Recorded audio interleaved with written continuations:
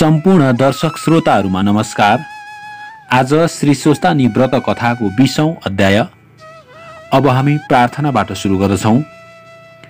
श्री गणेशाय नमः। ओम एं ब्रह्मा वरुरेन्द्र रुद्र मरुतः स्तुवन्ति दिव्यैस्तवैर्वेदैः साङ्गपदक्रमोपनिषदरे गायन्ति यं सामगा ध्यानावस्थित तद्गतेन मनसा पश्यन्ति यं योगिनो यस्यन्तं न विदुषुरासुरगणदेवाय तस्मै नमः। श्रीमच्चन्दन चर्चित जलपु शुक्लाम्बरा मल्लिका मालालङ्कृत कुण्डला प्रबिल सन्मुक्तावली शोभिता सर्वज्ञान निदान पुस्तकधरा रुद्राक्ष माला धरा वाग्देवी वदनाम्बुजे वसतु मे त्रैलोक्य माता चिरम् मुखं करोति वाचलं पङ्गुं लङ्घयते गिरिं यत्कृपातमहं वन्दे परमानन्दमाधवम्।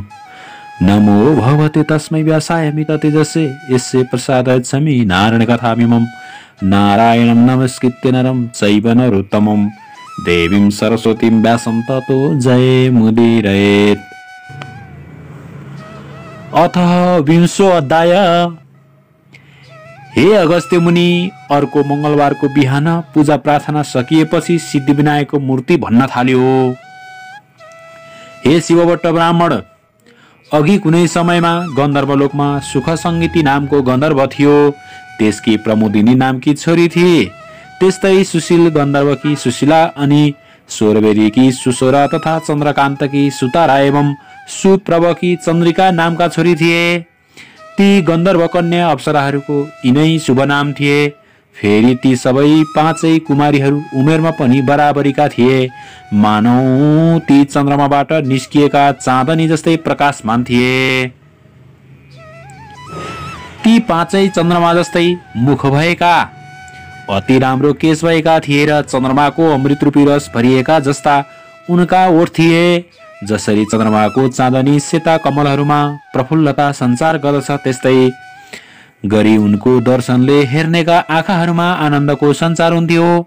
मानव उनीहरू सुन्दरताको डल्लोबाट पैदा भएका जस्ता अति राम्रो रूप भएका हेरिरहौं जस्ता थिए। उनका कुचकुम्ब गोल गोल र उठेका ठाडा थिए। मानव ती वैशाख महिनाका कमल जस्तै लाग्दथे। नयाँ पालुवाहरूले सुबिएको लहरो झैं नयाँ यौवन छचल्किएर ती अत्यन्तै सुन्दर थिए। तिनीहरू पहेँलो मिसिएको सुन जस्तै गोरा थिए। यसै कारण उनको चमक पनि सुनको जस्तै थियो। ती सुनकै अलङ्कारले शोभिएका थिए। तिनीहरूले सुनले बनेका चम्पाका फूलको माला लगाएका थिए अनि सुनकै वर्णका गुणकेशरीका फुलेका लहराले चुल्ठो सजाएका थिए अनि सुन जस्तै चम्किने सुन्दर वस्त्र धारण गरेका थिए। ती सबै सातै स्वर समूहमा, हावभावमा, नाना प्रकारका मूर्छना यानी स्वर विशेषमा, ढोलकमा ताल दिने विनोदमा, बाँसुरी मुरली वीणा बजाउनमा, भिन्न भिन्न स्वरमा मादल बजाउनमा, नाना भाँतीका नाच नाच्नमा, विविध प्रकारका चित्र बनाउने रहरमा, त्यस्तै अनेक किसिमका कलाहरूमा निपुण थिए। त्यस्ता प्रकारका ती कन्याहरू कुनै बेला वनक्रीडामा मुग्ध थिए। ती कन्या आफ्ना पिताहरूले पालिएका भएर पनि कुबेरका बगैँचाहरूमा डुलफिर गर्थे। यस्तैमा एका समयमा लहरले ती पाँचै कन्या मिलेर वैशाख महिनामा एउटा वनबाट अर्को वनमा जाँदै पारिजातका फूलहरू टिप्ने बटुल्ने गर्दथे। यस्तैमा कुनै एक दिन ती सुन्दरी कन्याहरू गौरीको आराधना गर्नका लागि कुनै स्वच्छ सरोवरमा गए। फेरि तिनीहरूले त्यस तलाउ यानी सरोवरबाट राम्रा राम्रा सुनका कोष जस्ता कमलका फूलहरू टिपेर ती राम्रा फूलहरू लिएर वैदुर्यमणि तथा शुद्ध स्फटिक र सफा स्वच्छ मुगा जस्तो जल भएको तलाउमा नुहाएर अर्को वस्त्र पहिरेर अनि चुपचाप त्यहाँको सुन मिलेका बालुवाहरूको भुइँमा सानो ढिस्को उठाएर पार्वतीको मूर्ति बनाउँदा भए। अनि केशर मिलेको सेतो चन्दनले सिंगारेकी ती पार्वतीलाई राम्रा राम्रा कमलका फूलहरू लिएर नाना प्रकारका उपचार धूपदीप नैवेद्य आदिले पूजा गरेर अत्यन्त भक्तिभावले भरिएका ती कुमारीहरू नाना प्रकारका ताल यानी बाजाको ध्वनिपूर्वक त्यतिखेर त्यहाँ नाच्दा ती मृग नयनीहरूले गान्धार स्वरको आश्रय अर्थात् उत्थान गरेर खुब राम्रो स्वरले तीखो ध्वनि भएको हो। मूर्छना नामको ध्वनिपूर्वक गीत गाए। त्यस गीतको वाक्य विन्यास राम्रो प्रबन्ध भएको सुरिलो स्वरको अति उत्तम थियो। हर्षको रस बर्साउने त्यो सुरिलो स्वर भएको ठाउँमा ती कन्याहरू नाचमा अत्यन्त मस्त रहेको बेलामा तब त्यो अछुत नामको उत्तम तीर्थमा स्नान गर्नका लागि वेदनिधि मुनिका छोरा प्रसिद्ध बेटा उहाँ आए। उनको रूपले रूपको सीमालाई नागेको थियो। उनको मुखमण्डल अत्यन्त राम्रो थियो। उनका आँखा कमलका फूलको पात जस्ता विस्तृत थिए। उनी युवा अवस्थाका थिए। उनको छाती चौडा थियो। उनका हात लामा लामा अनि सुन्दर थिए। उनी केही श्यामवर्णका थिए, मानौ उनी दोस्रो कामदेव नै हुन् कि जस्ता थिए। उनी ब्रह्मचारी थिए। उनको शिरमा यामनको टुप्पी शोभायमान थियो। हातमा दण्ड लिएका उनी मानव धनुष लिएका कामदेव जस्तै थिए।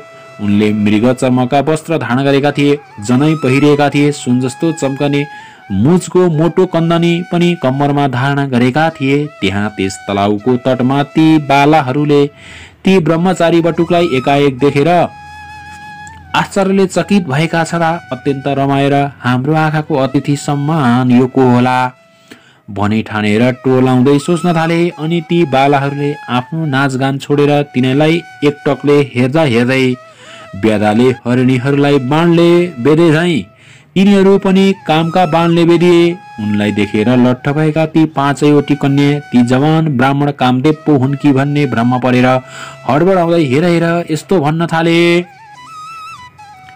अनि आफ्ना कमल कोष जस्ता बडा बडा आँखाले बारम्बार तिनलाई मनमनै पूजा गरेर अर्थात् हेरिरहेर त्यसपछि ती कन्याहरूले परस्परमा विचार गर्न लागे, यदि यो पुरुष कामदेव नै भएको भए र तिलाई साथमा नलिई किन घुम्थे? यदि यी अश्विनी कुमार देउता भएका भए निश्चय नै ती दुवै भाइ साथैमा रहन्थे। त्यसकारण यी कि त गन्धर्व हुन् अथवा कुनै किन्नर हुन् अथवा इच्छा अनुसारको रूप धारेका कुनै सिद्ध हुन् अथवा यी कुनै ऋषि पुत्र हुन् अथवा कुनै उत्तम पुरुष नै हुन् अथवा यो जो कोही होस् पक्कै पनि ब्रह्माजीले हाम्रै लागि सृष्टि गरेका हुन्।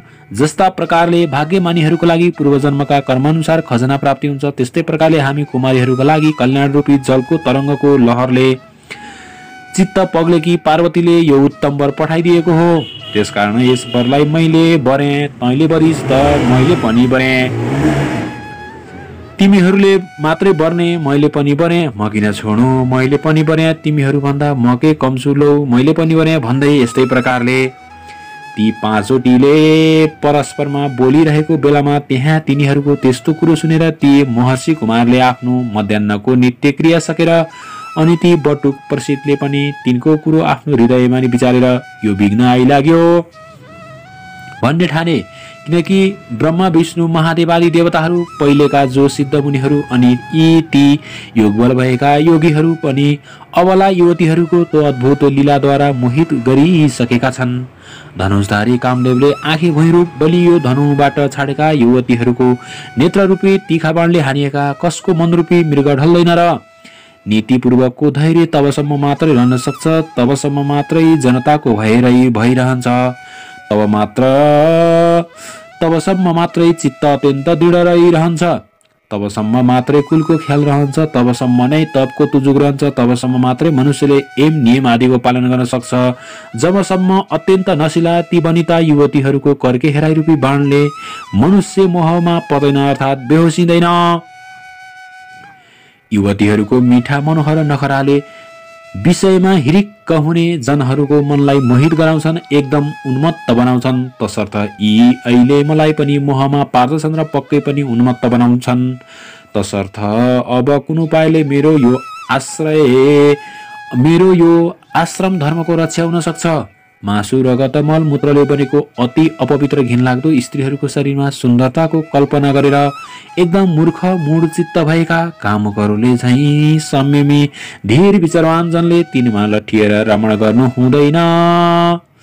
किनकि निर्मल बुद्धि भएका विद्वानहरूले स्त्रीहरूको संसर्ग नै आश्रम धर्ममा रहनेहरूका लागि भयंकर हुन्छ है भनेर बताएका छन्। त्यसकारण जबसम्म यी मेरा समीपमा आइपुग्दैनन् तब तकैमा म घर गइहाल्छु भन्ने विचार आफ्नो मनमा खेलाउँदै थिए कि उतनी खेरै ती कन्याहरू ती प्रसिद्ध ब्रह्मचारीको नगिचै आएर गएर आफ्ना दायाँ बायाँ हातको बन्धनले अङ्गालो हाले अनि विनयपूर्वक विन्ती गरे, हे सुन्दर, हामीहरूद्वारा निश्चय नै तपाईँ बरिनुभयो, यसकारण यस विषयमा तपाईँको विपरीत विचार नहोस्। ती कन्याहरूले यस्ता प्रकारले विनय गरेका तथा तिनका बाहु पासमा बाँधेका ती प्रसिद्ध ब्राह्मणले मुस्कुराउँदै भने, तिमीहरू शुभ अनुकूल र प्रिय वचन भनिरहेका छौ, किन्तु गुरुकुलमा ब्रह्मचर्याश्रममा रहेको अनि वेदको अभ्यासमा तल्लीन भएको मेरो नियम अझै समाप्त भएको छैन। जुन आश्रममा जो धर्म छ त्यसलाई पण्डितहरूले रक्षा गर्नुपर्छ। यसकारण हे कन्या हो, अहिले यो विवाह गर्नु मेरो धर्म होइन भन्ने म ठान्दछु। ती ब्रह्मचारी बटुक प्रसिद्धको यस्तो कुरा सुनेपछि तब ती कन्याहरूले वैशाखमा साफ गलाले मिठो ध्वनि बोल्ने कोइलीहरूले बोले झैं तिनलाई मिठो बोलीले भने, धर्मले धन, धर्मले गृहस्थाश्रमले धर्मका फलको उदय हुन्छ भन्ने शास्त्रहरूको यही नै निश्चय छ भने विद्वानहरूले ठोकुवा गरेका छन्। धर्मको अधिकताको उही गृहस्थाश्रम जमाउने काम तपाईँका सम्मुख उपस्थित भएको छ। यसकारण विविध प्रकारका भोगहरूले उसको उपभोग गर्नुपर्छ, तब यो भूमि नै स्वर्गभूमि जस्तै हुन्छ। तिनीहरूको त्यस्तो वचन सुनेर ती प्रसिद्ध ब्रह्मचारीले गम्भीर वाणीले भने, तिमीहरूको कुरो साँचो, किन्तु म गुरुकुलको आफ्नो नियम समाप्त गरेर गुरुको आज्ञा पाएर मात्रै अनि सबै विवाह आदि कर्म गर्नेछु। त्यसै बीचमै आफै बाटो भएर विवाह म गर्दिन।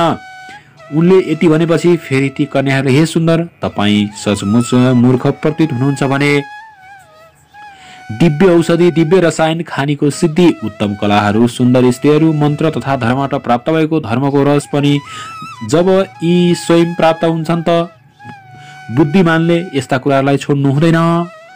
संयोगले नै यदि कार्यको सिद्धि प्राप्त भयो भने नीति जान्ने व्यक्तिले त्यसमा उपेक्षा गर्नुहुन्न, किनकि उपेक्षा गर्नाले फेरि फलको लाभ हुँदैन।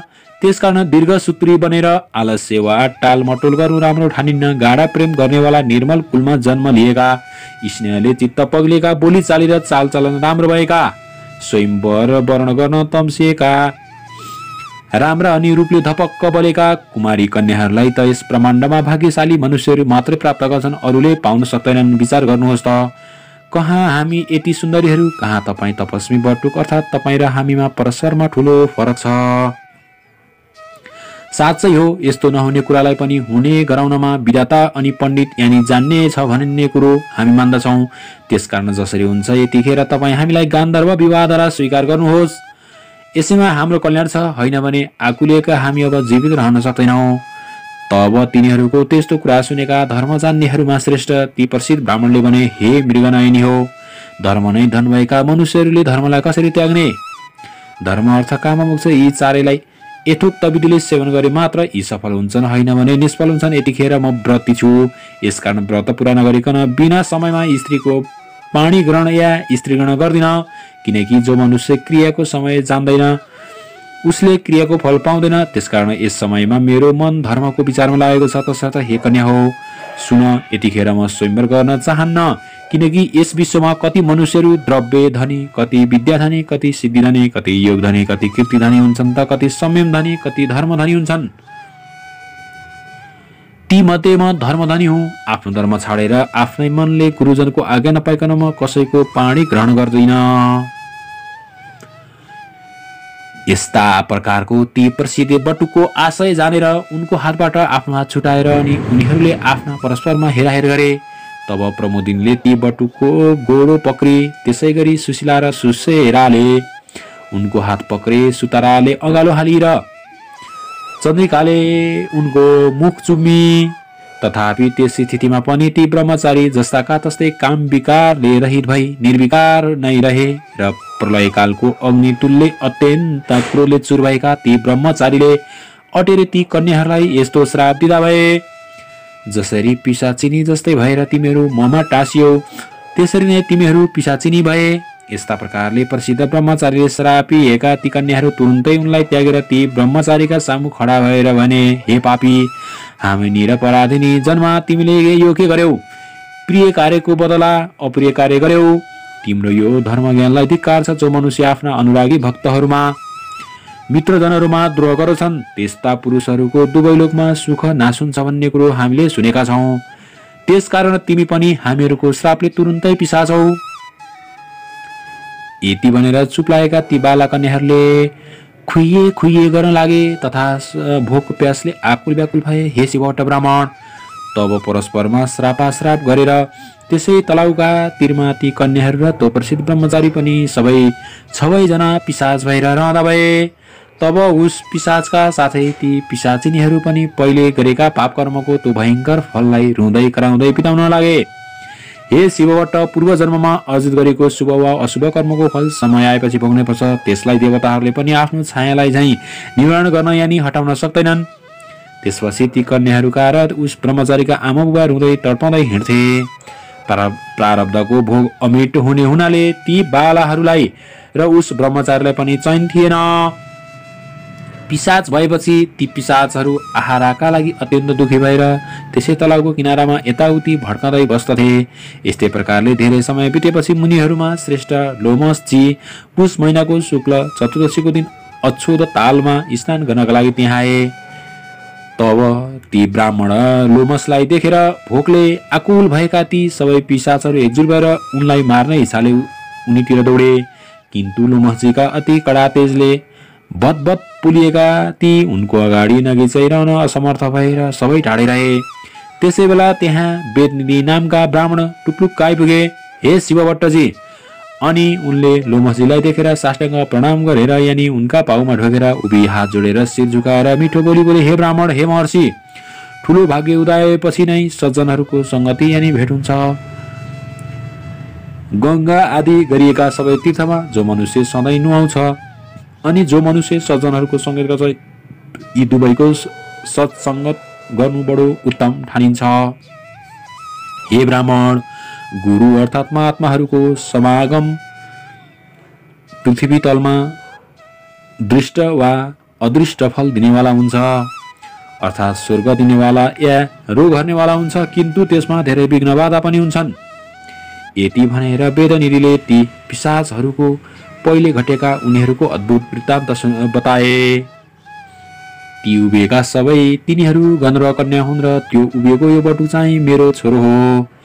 यी सबै नै परस्परमा सरापासराप गरेर पिशाच रूपले मलिन अनुहार पारेर, हे मुनिहरूमा श्रेष्ठ लोमसज्यू, तपाईँका अगाडि उभिएका छन्। अब आज तपाईँका दर्शनले यी कुमारीहरूको र त्यस कुमारको पनि उद्धार हुनेछ। के सूर्योदय भएपछि पनि अन्धकारको राशि गुफामा घुस्दैन र? हे शिवभट्ट, त्यो कुरो सुनेर दयाले मन पग्लिएका अत्यन्त तेजस्वी लोमस ऋषिले पुत्रको दुःखले दुखी ती मुनि वेदनिधिलाई भने, मेरा कृपाले यी बाला कन्याहरूलाई र त्यस बटुकलाई पनि तुरुन्तै पूर्व स्मृति प्राप्त हुनेछ र जसले तिनको परस्परको श्राप नाश हुन्छ। त्यस्तो धर्म पनि म बताउँछु भनी लोमसले भन्नुभयो। अब यिनीहरू मेरा साथ रहेर विधिपूर्वक माघभरि नै माघ स्नान गरून्। माघभरिको स्नानले मात्र माघको अन्तमा श्रापबाट छुट्न सक्छन्, होइन भने अरू उपायले यिनको उद्धार हुन सक्दैन। हे वेदनिधि, श्राप रूपी पापको फल र मनुष्यहरूको पापको नाश तीर्थमा माघ स्नान गर्नाले मात्र हुन्छ। मेरो यस्तो निश्चय बुद्धि यानि निश्चय छ। 7 जन्मदेखिको पाप र वर्तमान जन्ममा गरिएको महापाप अनि विशेष गरेर पुण्य तीर्थमा गरिएको माघ स्नानले सारा डर अर्थात् नाश हुन्छ। मनुष्यहरू जुन पापको कुनै प्रायश्चित देख्दैनन्, त्यस्तो पाप पनि पुण्य तीर्थमा माघ स्नान गर्नाले नाश हुन्छ भन्दछन्। जानिकन आफ्नै मनले कोही जन माघ स्नान गर्छ भने त्यस स्नानले त्यो मोक्षफलको भागी हुन्छ। हिमालयको पर्वतीय प्रान्तमा रहेको तीर्थमा अर्थात् देवघाटको त्रिवेणीमा गरेको माघ स्नान सारा पाप नाश नै हुन्छ। त्यसकारण अब यी कन्याहरू र तिम्रो त्यो छोरो तथा तिमी पनि सबै सद्गति चाहनेहरू मेरा साथ देवघाटको त्रिवेणीमा हिँड। त्यहाँ देवताहरूलाई पनि दुर्लभ हुने माघ स्नान माघभरि सबै एकैसाथ गरौँ। त्यही नै पापबाट उत्पन्न भएको यो पिशाच तत्त्वबाट यिनीहरू तुरुन्तै छुटकारा पाउनेछन्। यति भनी भोलिपल्टै ती सबै अत्यन्त खुसी हुँदै लोमसका साथ उनका कृपा शक्तिले आकाश मार्गद्वारा देवघाटका लागि अछुतबाट प्रस्थान गरेर उसै दिनकै बाँकी छँदै उहाँ पुगी तीर्थयात्रीहरूलाई बनाइराखिएको छापुरमा डेरा जमाए। लो, अब पिशाच तत्त्वबाट मुक्ति चाहने ती कन्याहरू र तिम्रो यो छोरो पनि अनि तिमी पनि सबैले मेरो भनाइअनुसार त्रिवेणीमा मेरा साथै सधैँ मकर राशिमा सूर्य रहन्जेल नहो। यस त्रिवेणीका जलका प्रभावले पहिलेका सारा पाप नष्ट हुन्छन् भनी तिनीहरूलाई माघभरि त्रिवेणीमा नुहाउन लाए। त माघको अन्तमा ती सबै पिशाच तत्त्वबाट छुटेर पहिलेकै रूपमा अर्थात् पहिले जस्ता थिए उस्तै रूपमा उस्तै भेषमा प्राप्त भए। तब वेदनिधिले आफ्नो छोरोलाई र ती दिव्य रूपका कन्याहरूलाई देखेर भित्रदेखि प्रसन्न चित्त भएका छँदा श्रद्धापूर्वक लोमसको स्तुति गरेर भने, तपाईको कृपाले मात्रै पापरूपी समुद्रबाट यिनीहरूले पार पाए। हे ऋषिहरूमा श्रेष्ठ प्रभु, अब यी बालबालिकालाई के गर्ने यस बारे उचित कुरा आज्ञाओस्। तब लोमसले भन्नुभयो, यो कुमार वेद पढिसकेको र आश्रमको नियम पनि पूरा गरिसकेको पट्टो छ। तसर्थ अब यो केटो आफूमा प्रेम गर्ने यी पाँचवटीको करकमल पकुरोस् अर्थात् पानी ग्रहण गरोस्। त्यसपछि लोमसका आज्ञा लिएर अनि आफ्ना बाबुको वचनले विवाहका लागि चाहिने आवश्यक शुभ वस्तुहरू लिएर त्यहाँका रैथाने ऋषिहरूद्वारा पढिएका वेद मन्त्रका ध्वनिहरूले मङ्गलाचार गरिएको त्यो धर्मात्मा ब्रह्मचारीले विवाहको विधिले तुरुन्तै त्यही धर्मपूर्वक ती पाँचवटै कन्याहरूको हात पक्रियो अर्थात् तिनीहरूसित विवाह गर्यो। तब आफ्नो मनोरथ पूरा भएका ती सबै कन्याहरू आनन्दले मस्त हुँदा भए। त्यो पट्टो कुमार पनि प्रसन्न भयो। त्यसपछि ती वरवधुलाई गार्हस्थ्य धर्मको शिक्षा र परस्परमा शराबका कारणले मात्रै प्राप्त भएको यो सम्यकको फल र मेरा आशीर्वादले प्राप्त भएको सारा ऐश्वर्य प्राप्त गर अनि यस्तै रूप रङ्ग उमेरमै रहेर यस्तै रहिरहेको यस पतिका साथ आउने प्रलयकालसम्म रहिरह भन्ने आशीर्वाद दिएर हिँड्न लाग्दा ती वर वधुहरूद्वारा र वेदनिधिले श्रद्धा भक्तिपूर्वक नमस्कार प्रणाम ढोक गरिएका ती लोमस ऋषि पनि देवताहरूले निवास गरिएको मेरु पर्वतको आफ्नो आश्रममा जाँदा भए। अनि वेदनिधि पनि पाँचवटी बुहारी छोरालाई अघि लाएर हर्षित हुँदै कुबेरको नगरी अलकापुरीमा गए।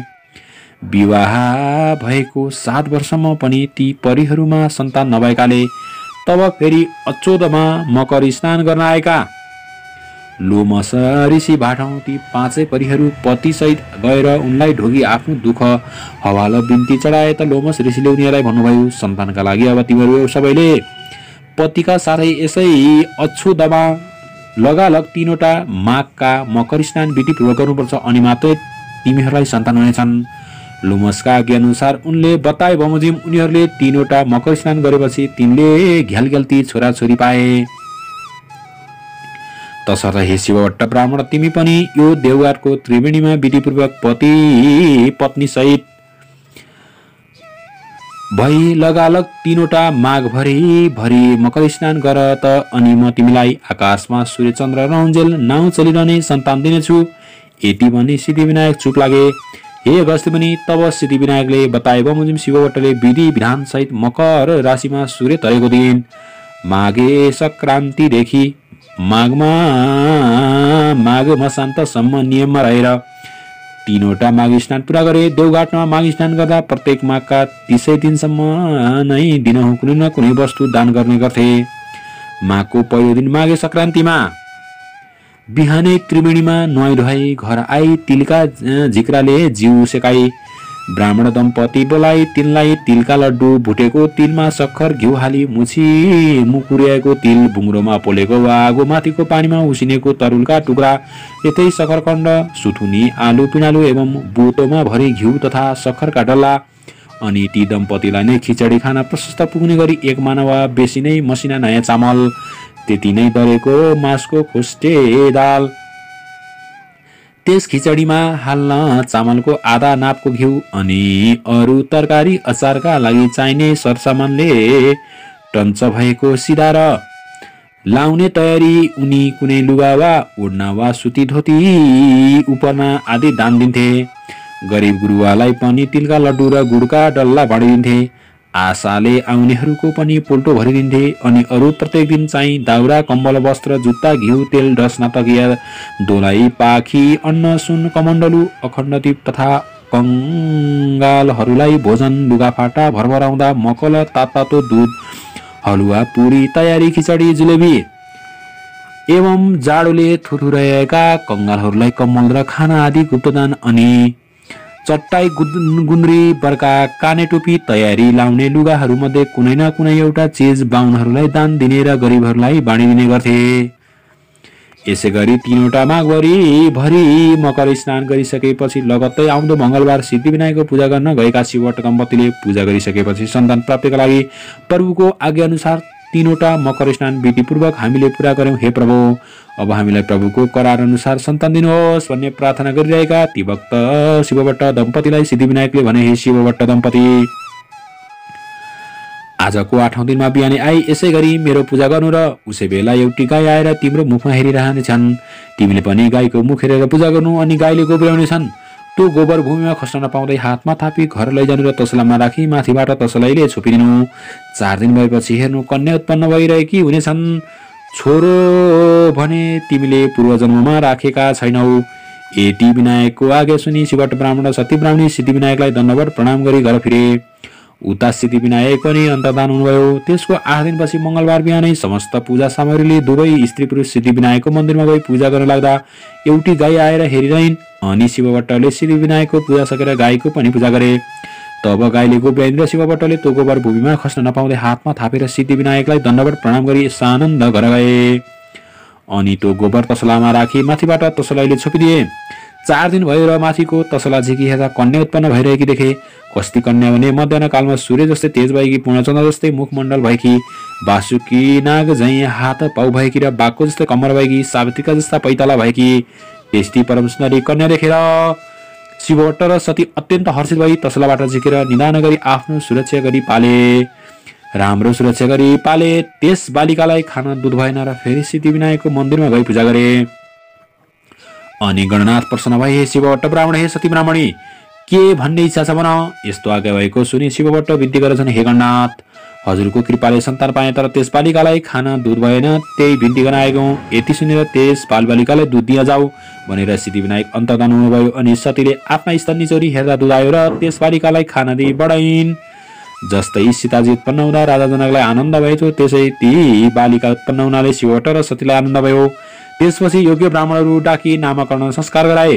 ती ब्राह्मणहरूले भने, हे शिवभट्ट, गाईको गोबरबाट उत्पन्न भएकी हुनाले ती बालिकाको नाम गोमा भयो र यी बालिका भाग्यशाली हुनेछन्। सम्पूर्ण लोकले सम्मान गरेछन्। यति ब्राह्मणहरूले भविष्यवाणी गरेपछि शिवभट्टले यथेष्ट भोजन र दक्षिणा दिई विदा गरे। आगन्तुक सबै ब्राह्मणहरू आफ्ना आश्रममा गए। त्यसपछि ती गोमा नामकी कन्या शुक्ल पक्षका चन्द्रमा चाहिँ प्रतिदिन बढेर 5 वर्षकी भइन्। अनि शिवभट्ट ब्राह्मण र सती ब्राह्मणीले एक दिन कन्यालाई भने, हे पुत्री, हामी गंगा स्नान गरेर आउँछौं, तिमी पूजाको निम्ति अक्षता केलाइराखे भनी हराएर दुवै दम्पति नित्य गंगा स्नान गरेर हरिहरको पूजा गरी सुवर्ण नाना द्रव्य दान गरेर आउँथे। त्यही क्रमले दान गर्दा गर्दा अमरावती थर्कियो र देवराज डराई समस्त देवता साथमा कैलाशमा श्री महादेव कहाँ गएर विन्ती गरे, हे ईश्वर, मर्त्यमण्डलको हिमालयको पर्वत श्रृङ्खलाको दक्षिणी भागमा एउटा ब्रह्मपुर भन्ने नगर छ। त्यहाँ शिवभट्ट नामका ब्राह्मण र सती नामकी तिनकी पतिव्रता स्त्री छन्।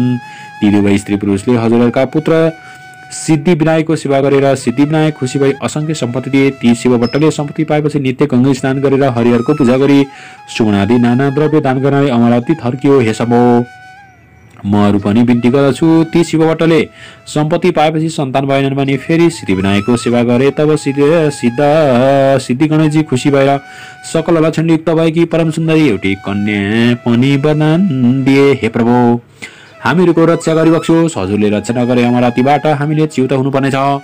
यति इन्द्रको प्रार्थना सुनि महादेव आज्ञा गर्नुहुन्छ, हे देवेन्द्र, नराउ म रक्षा गर्छु, अब सबै अमरावती जाओ।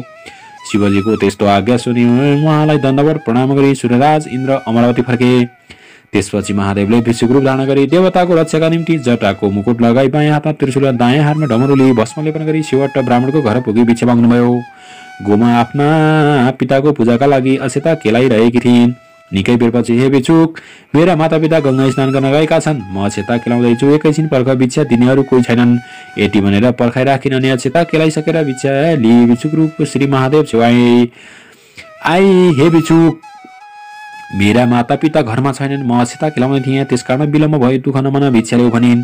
गोमाको यति कुरा सुने भिक्षुक रूप महादेव भन्नुहुन्छ, हे ब्राह्मणी, यतिका बेर पर्खाई बल्ल अब भिक्षा दिनाइस्, म त भिक्षा लिन्न दिने भए तेरा बाबाको पूजा गर्न केलाइराखेको अक्षताले। यति भिक्षुक रूप महादेवको वचन सुनि गोमाले लिने भए भिक्षा ल्याऊ, नलिने भए अक्षता त म दिने होइन भइन्। गोमाको त्यस्तो वचन सुनेर रिसाएका महादेवले हे पापिनी ब्राह्मणी, तैले अहङ्कार गरेर मलाई भिक्षा दिन, अतः तँलाई श्राप दिन्छु। त 7 वर्षको हुँदा 70 वर्षको बुढोसित तेरो विवाह होस्। फेरि तेरा माता पिताले महाकष्ट गरी सही सिद्धि विनायकको सेवा गरेर पाएको सबै सम्पत्ति पनि नाश होस्। फेरि तँलाई पनि अनेक थरीका दुःख आइपरुन्। फेरि तेरा माता पिता पनि चाँडै नै मरिजाउन्। यति 4 थोको तँलाई श्राप दिए, यति भनी तो भिक्षा पनि नलिई त्यहाँबाट अन्तर्धान भई कैलाशमा पुग्दा भए। इति श्री स्कन्द पुराणे केदारखण्डे माघमात्म्ये कुमार अगस्त्य संवादे श्री सुस्तानी परमेश्वर व्रत कथायां गोमोत्पत्तिर्नाम विंशो अध्याय।